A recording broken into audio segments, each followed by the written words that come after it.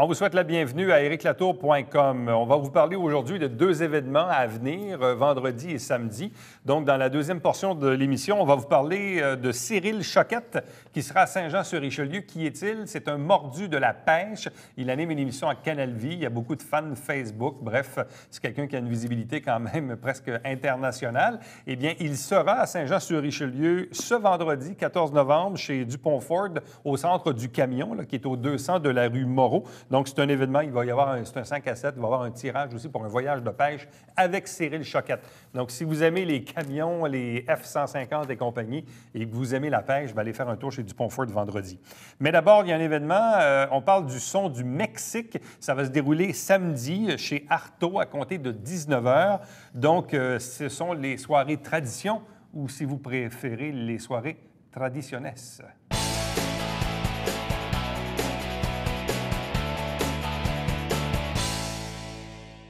L'invitation est lancée pour ce samedi, 15 novembre, dès 19h, chez Arto, au 37 de la rue Saint-Jacques, ici même dans le Vieux-Saint-Jean, pour la soirée tradition ou traditiones. Traditiones, hein? Donc, je vous présente nos deux invités. D'abord, Amélia Lopez, bonsoir à vous. Bonsoir, merci Lata. De même que Claudia Campos, bonsoir et bienvenue. Bonsoir, merci beaucoup. Donc, c'est une soirée latine, mais il y a d'autres styles également qui seront explorés. C'est une soirée mexicaine. Ouais. Ça fait partie de l'expression latino-américaine. Mais c'est une soirée dans laquelle on va mener les origines des traditions mexicaines. C'est pour ça qu'il s'appelle Tradiciones. C'est quelque chose qui va nous permettre de découvrir la partie originaire des traditions mexicaines. Il va y avoir du costume, il va y avoir de la musique, il va y avoir des instruments qui viennent des origines des petits villages de Mexique qu'on n'a pas souvent la possibilité d'aller visiter. Bon, parlez-nous de votre collègue Claudia. Mais oui, ça fait énormément plaisir. Claudia est directrice artistique de Yogualichang, Son du Mexique. C'est un groupe de musique et danse traditionnelle mexicaine. Ils siègent ici à Saint-Jean-sur-Richelieu. Ah, oui. Ils viennent de Mexique et sont eu en réalité qu'ils ont fait vraiment Yogualichang, le développement de tout ce concept-là. Et on veut le faire dans le cadre de 7 mois de novembre. Et je pense que Claudia pourra nous dire plus de quoi s'agit exactement toute la musique. Mais pour moi, c'est vraiment un plaisir pouvoir les accompagner et travailler ensemble. Bien, justement, question que les gens comprennent bien, dans le fond, le spectacle auquel ils doivent s'attendre. Oui. À quoi ça ressemble, ce genre musical, ce style en question?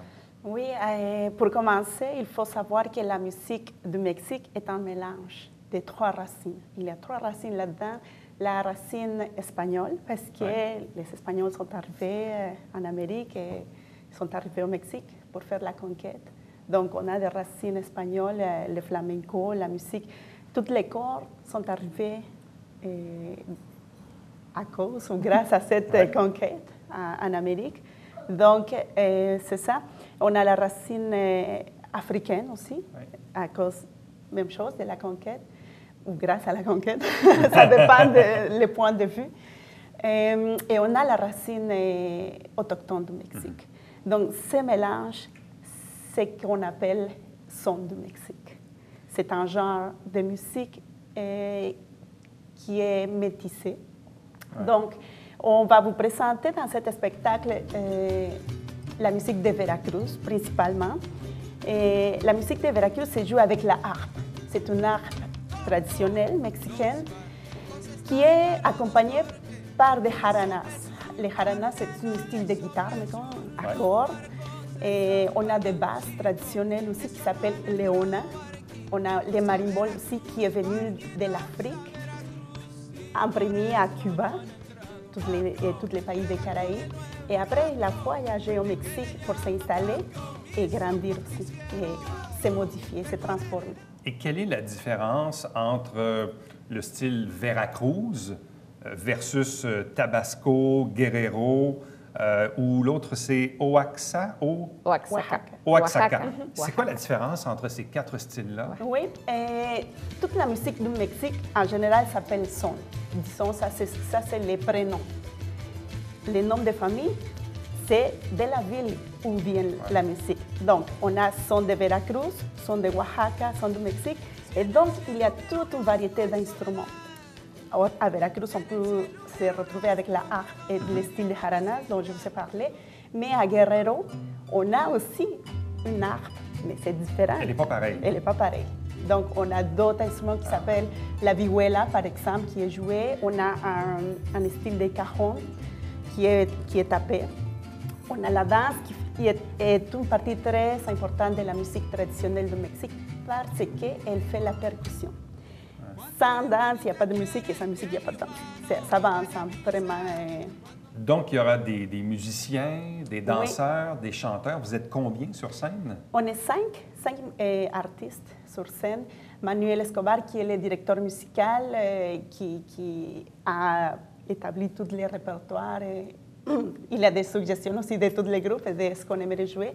Mais on a aussi d'autres musiciennes et c'est un jeu parce qu'au Mexique, ça marche comme ça. Si tu es un musicien, il faut que tu sois un danseur ou danseuse aussi. Ouais. Parce que sinon, tu ne peux pas comme, entrer dans le rythme de la musique. Donc, il faut que tu danses, il faut que tu joues, il faut que tu chantes. Donc, c'est ça ce qu'on aimerait montrer au public. Comment c'est un musicien traditionnel au Mexique. Ce n'est pas uniquement un musicien, c'est un chanteur et c'est un danseur aussi. Madame Lopez, comment avez-vous découvert la région de Saint-Jean-sur-Richelieu? Je suis arrivée ici par amour. Et c'est en conquête. Comme Claudia disait tantôt, c'est par amour qu'on déplace un pays d'origine qui nous a montré aimer. J'ai découvert la région de Saint-Jean-sur-Richelieu en arrivant de l'Équateur. Je ne suis pas originaire du Mexique, je viens de l'Amérique du Sud, de l'Équateur. Et oui, c'est en fait parce que mon conjoint est québécois. Donc, et ensemble, on a fondé une famille et on a décidé de s'établir ici à Saint-Jean-sur-Richelieu. Depuis combien de temps? Je suis ici depuis l'année 2005. Donc, 2005, ça va être à peu près 10 hivers. À peu près. À peu près. Ça s'en vient là, dans 2-3 semaines. Est-ce que ça, c'est encore un choc, l'hiver? Je pense qu'on commence tranquillement à l'apprivoiser.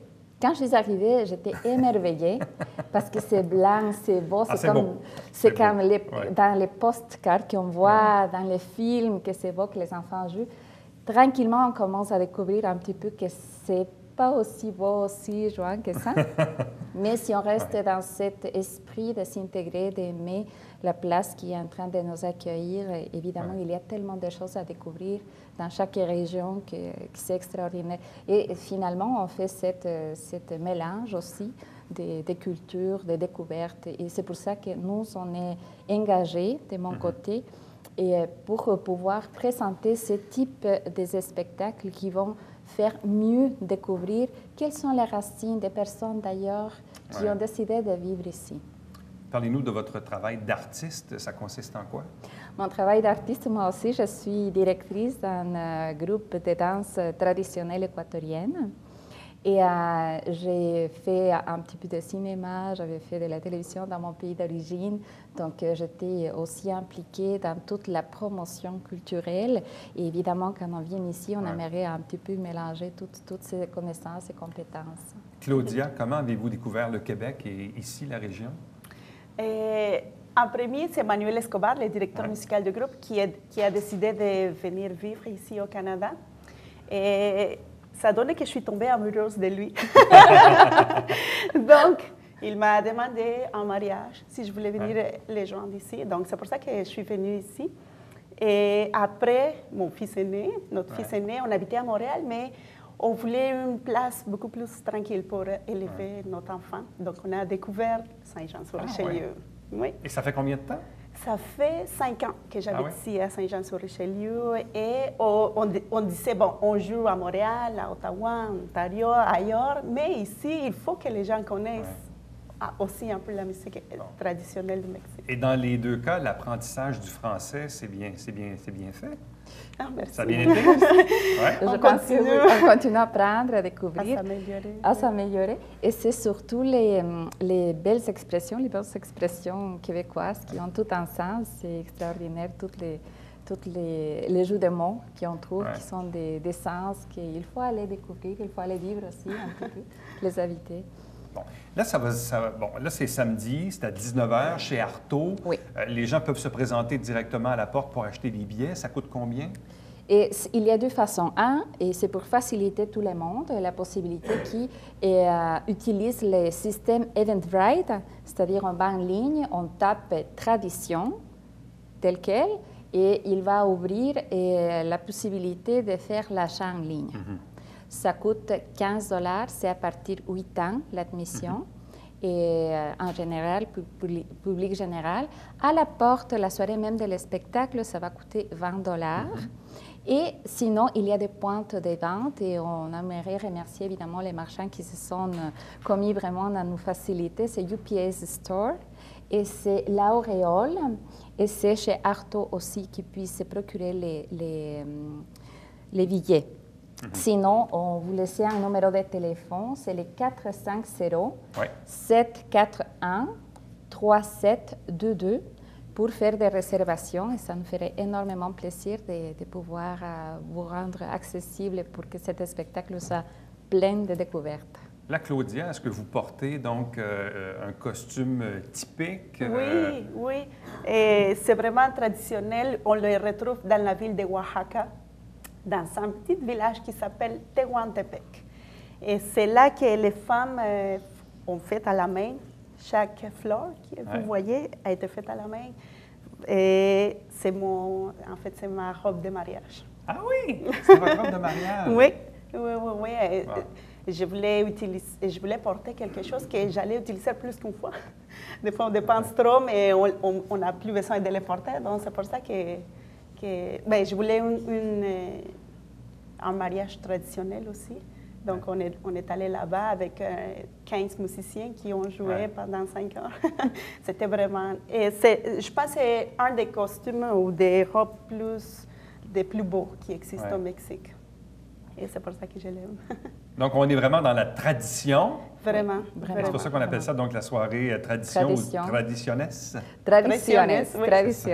Ça va être une petite fenêtre si vous voulez vraiment découvrir le Mexique. Il faut que vous soyez. Donc, le son du Mexique, c'est ce samedi, 19h, chez Arto, 37 de la rue Saint-Jacques. Donc, vous avez le numéro de téléphone pour acheter des billets à l'avance ou vous vous présenter directement. Les places sont quand même limitées. Donc, on vous invite à faire vite. Donc, vous allez en avoir donc plein la vue et plein les oreilles. Bien, merci beaucoup. Merci à vous. Merci à vous. Merci beaucoup. Merci. Reste avec nous puisqu'au retour, on vous parle d'une autre activité, celle-là qui se tient ce vendredi, et c'est pour les mordus de la pêche.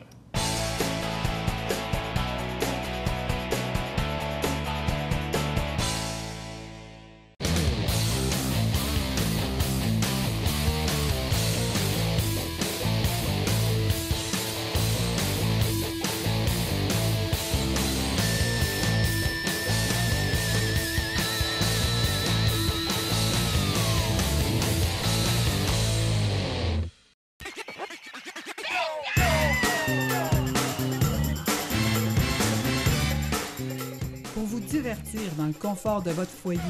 Télébingo, TVHR, tous les dimanches matins, 9h30, avec votre meneur de jeu, Alain Rameau. C'est un rendez-vous.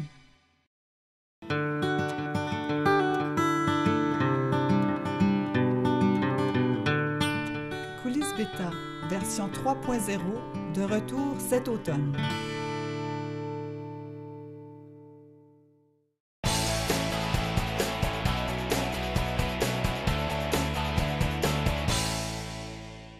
Les Mordus de la pêche ont un rendez-vous ce vendredi, 14 novembre, chez Dupont-Fort, sur la rue Moreau, dans le secteur Saint-Luc, à Saint-Jean-sur-Richelieu. Cyril Choquette, c'est un type qui anime une émission de télé à Canal Évasion. C'est un type également qui rejoint plus de 75 000 fans sur Facebook. Et il y a des épisodes également qui sont diffusés un peu partout dans le monde. Bref, pour parler de cet événement avec nous, Olivier Dupont de Dupont-Fort. Bonsoir et bienvenue. Bonjour. Comment s'est bâti ce projet-là? Moi, évidemment, je ne le connais pas beaucoup parce que je ne suis pas un amateur de pêche, mais pour les gens qui le sont et qui suivent son émission de télé, c'est un type qui est très connu. Comment avez-vous réussi à attirer ce gars-là ici? Ça a commencé par une amie qui le connaissait très bien, puis qui m'a mis en contact avec lui. J'avais besoin d'un porte-parole un peu pour mon nouveau centre de camions. Et l'idée de la pêche, les camions Ford, on est rentré en contact. C'est quelqu'un qui est super accessible, quelqu'un de super fin, gentil, qui fait qu'on a vraiment cliqué rapidement. Puis on a essayé de trouver une façon qu'on pourrait l'emmener à Saint-Jean, de faire un événement qui pourrait rejoindre les gens, puis leur faire gagner la chance d'aller en fin de semaine de pêche avec lui, avec 2 personnes, c'est-à-dire 3 et lui, un quatuor. Puis ça se déroule vendredi. C'est un 5 à 7 qu'on fait avec lui. Les gens, ils peuvent passer au garage d'ici vendredi, venir remplir un coupon. Puis vendredi, on fait tirer le Grand Prix. Qui est un voyage de pêche avec Cyril Choquette. Avec Cyril. À quel endroit, est-ce qu'on le sait? Au choix de Cyril. Au choix de Cyril. Oui. Okay. Lui, il voyage, il pêche un peu partout dans le monde, là, parce que je vois d'ailleurs sur l'affiche publicitaire de votre événement, on le voit avec un requin. Là. Oui. C'est quoi, c'est un type qui pêche un peu partout dans le monde? Partout dans le monde, aussi bien ici au Québec qu'à Cuba, en Thaïlande, partout. Sa vie est que la pêche, tout le temps aller plus loin, trouver les meilleures pêches. C'est vraiment quelqu'un intéressant, même pour les gens qui suivent plus ou moins la pêche. Là. C'est vraiment exceptionnel comme personne. Bon. Et qui dit pêcheur, dit pick-up. Oui. Moi, j'avais une blague. Quelqu'un m'avait dit un jour, il dit, un pêcheur, c'est pas compliqué. Au début, ça s'achète un petit coffre à 20 chez Canadian Tire. Puis 20 ans plus tard, ça prend un pick-up pour traîner le coffre. Hein? C'est là qu'on rentre en jeu. C'est là que vous rentrez en ligne de compte. Là, l'événement, est-ce qu'il va se tenir au centre du camion ou dans l'autre bâtiment? Au centre du camion. Au centre du camion. Oui, au 200 rue Moreau, à Saint-Luc, Saint-Jean, secteur Saint-Luc, dans notre centre du camion, qui est ouvert depuis 2 ans, qu'à l'intérieur, il y a uniquement des pick-up, des F-150, des F-250, puis tout mon inventaire du côté camion, c'est des camions commerciaux ou des camions de plaisance, avec une équipe de vente dédiée aux camions. Est-ce qu'il y a beaucoup de concessionnaires Ford au Québec qui ont, comme vous, un centre du camion, un bâtiment qui est dédié uniquement à ce type de produit-là? On est, d'après moi, les seuls au Québec à avoir vraiment un concessionnaire indépendant pour les camions. Il y a certains concessionnaires qui se spécialisent dans le camion, qui ont une division camion, mais un concessionnaire dédié uniquement aux camions, d'après moi, on est les seuls. Qu'est-ce que ça amène de différent dans l'approche des clients? Parce qu'on le sait, ce qui a fait longtemps la renommée de Ford, évidemment, c'est les pick-up, c'est les 150 ou même les autres modèles également plus élevés. Mais qu'est-ce que ça change dans l'approche avec le client d'avoir un centre du camion? Bien, premièrement, il y a une question de connaissance. Les camions, c'est quand même très complexe. Beaucoup d'équipements, beaucoup de moteurs, de différentiels, beaucoup de charges à tracter ou à supporter. Qui fait que quand un client rentre dans un concessionnaire qui n'a pas une division camion séparée, le vendeur, il faut qu'il soit vraiment habitué de toute la gamme de voitures, les petites voitures, la gamme intermédiaire jusqu'aux camions. Tandis qu'en ayant un centre de camions séparé, bien, mes gens qui sont là, mes conseillers, sont que là pour les camions, du matin au soir, 5 jours par semaine, qui fait qu'ils ont des connaissances approfondies dans le camion. Puis, ça nous permet d'avoir un inventaire approfondi. On peut avoir plus d'inventaire. Au lieu d'en tenir 20, 30, on peut en avoir 75, 100 en inventaire. Mon showroom est dédié aux camions. Au lieu d'être obligé de séparer la superficie avec des voitures, des SUV, puis les camions, le showroom est seulement en pick-up. Évidemment, le déménagement de Racine de l'autre côté de la rue vous a donné donc une opportunité de vous porter acquéreur donc, et d'occuper les lieux de ce bâtiment-là, qui est voisin là, de Dupont-Ford. Est-ce qu'au moment où vous avez pris cette décision-là, vous étiez comme un peu, comme on dit en québécois, un peu à côté de partout? C'était difficile de se développer au niveau de l'espace disponible? Exactement. Au début, on avait déjà beaucoup de misère à avoir tout l'espace qu'on avait besoin. On louait des terrains ailleurs à Saint-Jean pour pouvoir entreposer les voitures. Puis on commençait à être un peu serré au niveau de la mécanique, un peu serré au niveau du showroom. Quand l'opportunité, le voisin immédiat, on l'aurait sûrement pas fait un move si ça avait été dans une concession à 1 kilomètre. Mais le voisin immédiat, quand ça passe, il ne faut pas le laisser passer, qui fait qu'à ce moment-là, c'est devenu une opportunité de pouvoir décider d'aller à l'autre étape. Puis là, on est vraiment parti. Est-ce qu'au final, 2 ans plus tard, est-ce que l'investissement en valait la chandelle? Est-ce que vous sentez qu'aujourd'hui, vous vendez plus de camions parce que vous avez un centre dédié aux camions? Ça a été pratiquement instantané en 2012. C'est bien fait, l'automobile, puisqu'on a des parts de marché par un rapport qui est fait à chaque mois. On a les enregistrements qui sont immatriculés à Saint-Jean. Ça ne veut pas nécessairement dire que c'est tout moi qui les a vendus, les Ford ou peu importe la marque, mais au moins on a le rapport de savoir qu'est-ce qui s'est vendu comme pick-up ou comme voiture à un mois donné, puis on peut suivre l'évolution. Puis ça a été instantané. Dès qu'on a eu le centre du camion, les ventes de camions ont pris des proportions vraiment par rapport aux autres marchés québécois chez Ford. Ah ouais. On a vraiment atteint des sommets que Ford est très fier de nous. Principalement du pick-up? Oui, c'est certain que c'est dans la série F, soit F-150, F-250, que ça a été le plus évident que les parts de marché ont monté. Dans les autres véhicules commerciaux, on est encore un peu méconnus. C'est une question de publicité. Et est-ce que le fait de libérer de l'espace de l'autre bâtiment dans lequel vous avez les véhicules, est-ce que là aussi, ça a eu un effet sur l'autre partie de la concession qui vend les véhicules automobiles? Oui. Puis, ah oui? Oui, c'est un peu spécial, puisque là, on a pu concentrer les efforts du côté voiture SUV par une équipe qui ne fait que vendre des voitures, des SUV, qui fait que ça l'a permis, à chaque côté, d'accroître ses parts de marché, puis les ventes vont vraiment bien. Il y a plusieurs années, même plusieurs années, une dizaine d'années, la Chambre de commerce avait pondu un rapport sur les fuites commerciales. Et je sais que dans le domaine de l'automobile, il y en avait. Puis on l'a senti ici dans la région quand on a eu une explosion au niveau démographique. On a eu beaucoup de gens qui sont des natifs de l'extérieur, qui avaient des maisons à Boucherville-la-Candiac. Puis pour X raisons, les gens s'achètent un terrain puis une maison à Saint-Jean. Mais leurs habitudes de consommation et de travail font en sorte qu'ils vont travailler à Montréal puis ils ont l'habitude d'acheter leur véhicule à la même place qu'ils l'achetaient il y a 10 ans, donc pas ici. Avez-vous senti qu'on a réussi au fil du temps à aller chercher un peu cette clientèle-là, d'avoir une certaine rétention au niveau de la clientèle dans le marché même des gens ici? Là? Oui, c'est ce qui est intéressant, parce que c'est vrai que les gens vont souvent vers la Rive-Sud, vers Montréal, mais dans le cas de la voiture, on n'a pas vraiment vu d'exode de nos clients, puis même les nouveaux clients viennent essayer. Puis je crois que c'est plus au niveau de satisfaction à clientèle. À partir du moment qu'on a des standards élevés en satisfaction, que les gens viennent essayer notre service, si c'est à leur goût ou si c'est égal ou mieux de ce qu'ils connaissent, vont continuer avec nous. C'est sûr que c'est à nous de tout le temps être... Sentez-vous même que vous êtes capable d'aller chercher une clientèle plus élargie que Saint-Jean-sur-Richelieu même, c'est-à-dire des gens de la Rive-Sud qui peuvent même se déplacer ici pour faire leur acquisition? C'est plus difficile de les faire venir. C'est sûr qu'il y a des régions stratégiques là, faciles, un peu Chambly, puis qui sont attirées par nos centres commerciaux, par nos nouveaux centres, nos magasins spécialisés qui ont vraiment poussé dans les dernières années, qui fait qu'il y a des gens qui viennent, puis à partir du moment qu'ils passent en face des concessions, c'est sûr que dans leurs habitudes de changement, s'ils veulent un véhicule, ils vont venir faire un tour. Mais c'est très difficile de faire venir les gens de la Rive-Sud, puis de les faire monter à Saint-Jean s'il n'y a pas quelque chose d'exceptionnel à leur proposer. L'arrivée de Voie rapide, là, qui est votre garage sur le côté, est-ce que ça aussi, ça a eu un certain impact? Je sais qu'au début, là, c'était ouvert le samedi, là, ça ne faisait pas l'affaire de tout le monde, mais finalement, tout le monde a pas mal suivi. Là.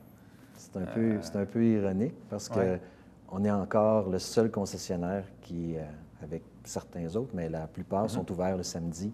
Puis nous, on est encore fermés le samedi au niveau des ventes. Vous êtes fermé le samedi pour la concession, mais le Voie rapide, est-ce qu'il est fermé ou il est ouvert? Il est fermé. Il est fermé? Oui. Mais au début, il était ouvert, c'est exactement. Ça? C'est pour ça que Comment on peut expliquer ça? C'est spécial. Je pense que c'est quand tous les concessionnaires étaient fermés, c'était la peur de voir arriver un concessionnaire qui allait ouvrir une partie de sa mécanique le samedi, qui a peut-être fait peur à certains compétiteurs. Mais on est 10 ans plus tard. Puis, comme je vous dis, on est peut-être 3 concessionnaires à Saint-Jean sur plus d'une quinzaine qui sont toujours fermés le samedi. Puis la plupart des autres ont décidé d'ouvrir. Avez-vous une pression pour ouvrir éventuellement ou si finalement vous êtes satisfait de cette situation-là? Bien, nous, on est satisfait de la situation. Puis, dans le fond, ça serait Ford qui pourrait venir mettre une pression, comme ils ont fait à certains autres. Mais tant que les parts de marché sont très bonnes, au-dessus de la moyenne, tant que la satisfaction de la clientèle est au-dessus de la moyenne, il n'y a pas de raison qu'ils viennent... Satisfaction de la clientèle et des employés, probablement aussi. Oui, bien, c'est pour ça qu'on reste fermé. Parce que, dans le fond, nous, le but, c'est que l'équipe qui va recevoir les gens ait le goût d'être là. Puis on voit que dans un horaire parce qu'on est ouvert les soirs, du lundi au jeudi jusqu'à 9 h, qui fait qu'il y a quand même des heures. Mais mon équipe des ventes est satisfait de ne pas travailler la fin de semaine et il me le rend bien en étant professionnel du lundi au jeudi, puis le vendredi jusqu'à 6 heures. Donc, une visite s'impose au centre du camion du Pont-Ford, au 200 de la rue Moreau, ce vendredi, 14 novembre, c'est un 5 à 7, pour rencontrer Cyril Choquette pour les Mordus de la pêche. Donc, c'est un événement qui est en collaboration, je pense, avec Boom aussi, puis Oui. il y a le tirage du voyage. Exactement. Merci beaucoup. Bienvenue. Restez avec nous, puisqu'au retour, on vous présente bien sûr le Babillard quotidien.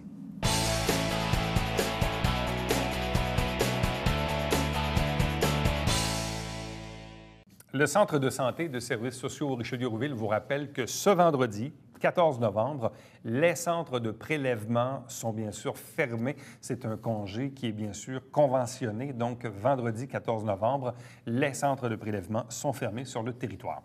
À chaque semaine, on vous présente des extraits du Conseil de ville. L'émission s'appelle tout bonnement Saint-Jean-sur-Richelieu. On fait la captation vidéo, bien sûr, de ce Conseil de ville le premier et le troisième lundi du mois. Et avec un conseil, on choisit des extraits qu'on vous diffuse dans les 2 mercredis suivants. Et l'émission se retrouve également sur notre site Internet. Télébingo, tous les dimanches matin, 9h30 en direct. Notez bien, c'est au câble 9, à ne pas confondre avec le 609. Il y a 3 500 $ en prix, dont la carte pleine qui est à 2 000. Pour connaître la liste des dépositaires, pour acheter les livrets, acheter les cartes de bingo, allez sur le site Internet ou vous téléphonez ici même à la télé. Télévision du Richelieu, voici les coordonnées pour me joindre directement par courriel, Éric Latour en un mot, à commercial.tvhr9.com. Visitez notre site Internet. Également, je vous invite à nous suivre sur Facebook et sur Twitter.